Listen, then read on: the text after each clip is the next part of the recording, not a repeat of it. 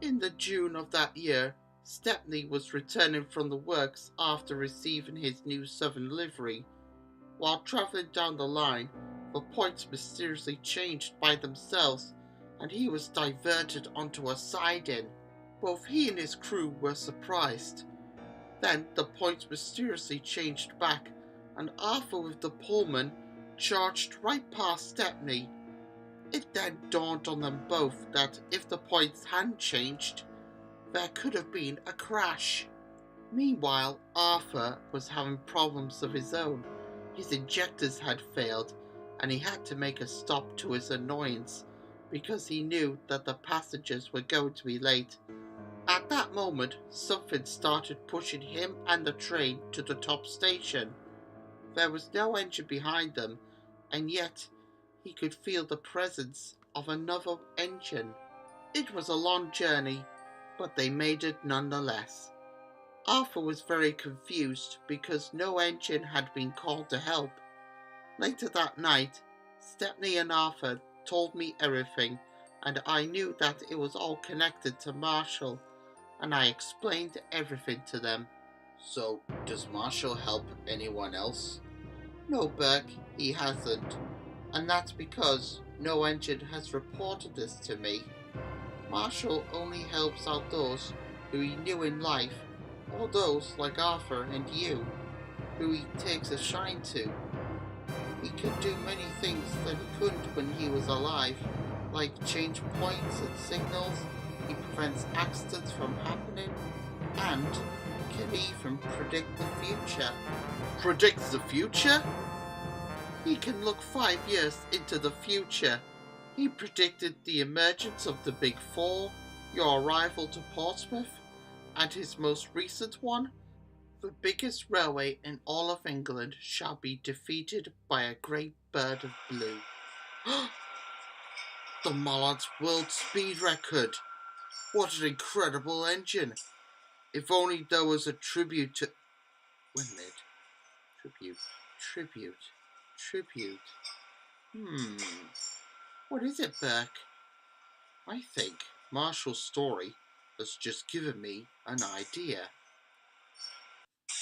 A few days later, Stepney was shunting the new express coaches into Waterloo Station.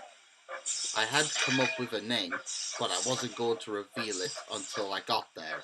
The new coaches do look lovely. I wonder what Burke has called the new express.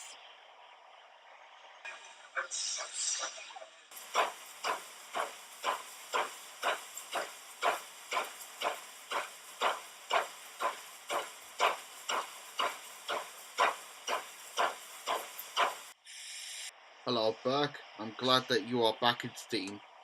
Thank you, Mr. Reese. And I would like to let everyone know that I have decided on a name. And so everyone listened. This new express service is named in tribute to a great locomotive who lived a long time ago. I call it the Great Marshall. The engines and people were in shock at the name. I have heard the story and I am truly sorry about what happened that night. But it wasn't Marshall's fault. If he knew that there were some tankers that had derailed, then he would have slowed down. Inside the coaches is a plaque with the names of all those who lost their lives on that tragic night. So if you are going to ride the train, do it for your loved ones and remember that Marshall was a kind engine who was never a troublemaker.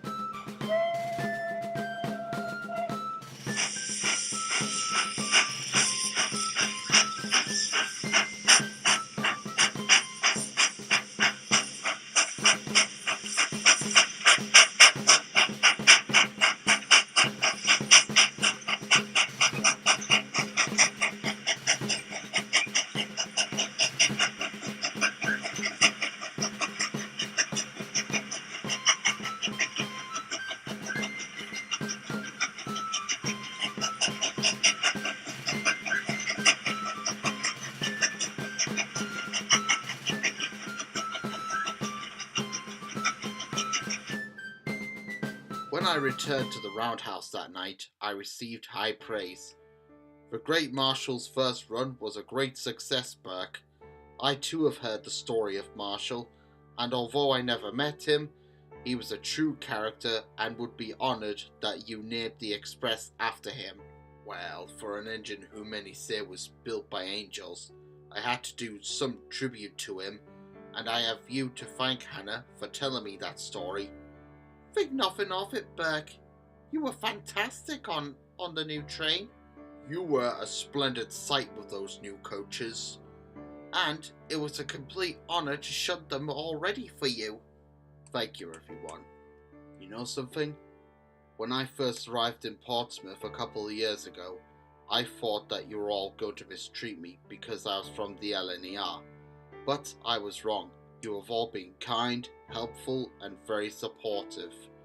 So maybe going to Euston was destiny, because I have been away from all the rivalry, and although I am from another railway, I feel like I'm one of you. So thank you, everyone. Thank you for everything. Oh, who cares? What? I said, who cares? What is it now, Greyhound? Naming a new express service after a dead train is the most ridiculous thing that I have ever heard in all my career. And to add insult to injury, it's pulled by an engine who is an outsider.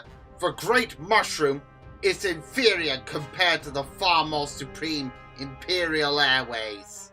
Everyone has been kind to me, except you, Greyhound. And for an engine who was built in 1899, you are not very nice. You are nothing more than a mean bully. We're both 440s, so we should be allies. I don't care what wheel arrangement you are, Burke, but I've got to ask you, what's so special about the D11 directors anyway? Big deal.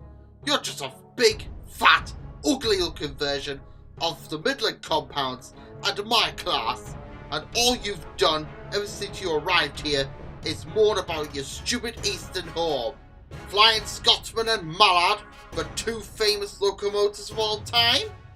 More like Flying Sausage and Ballard, the two famous speed hogs, if you ask me. Leave Burke and the LNER alone, Greyhound. And you can shut up as well, you stupid old cat who can see ghosts. Hey, now come on, Greyhound, that's enough. I think you should leave. Well, I can't, because my crew have just left. So I think I'll be staying here, thank you. And no one, I repeat, no one can get rid of me.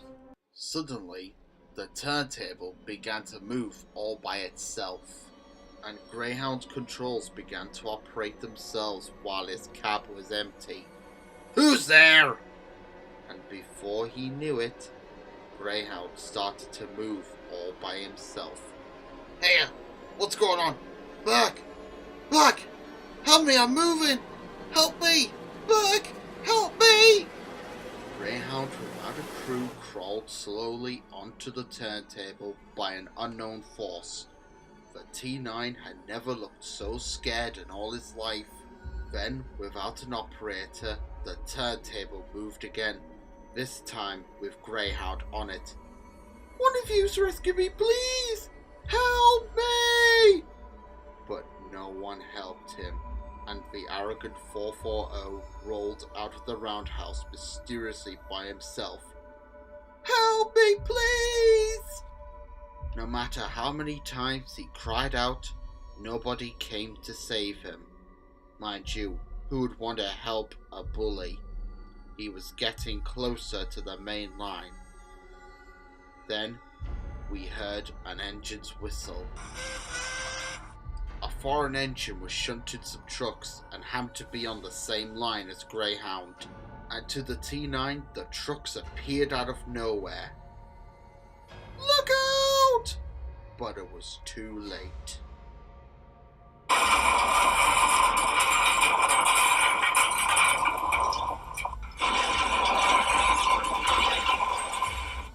Oi! What do you think you are playing at? What? You weren't there before? Oh dear. It looks like someone has had an accident. You should consider yourself lucky that you only collided into some goods vans and plant wagons. 14th of April 1912 was the night that I crashed into some hypersensitive tankers and died. Died?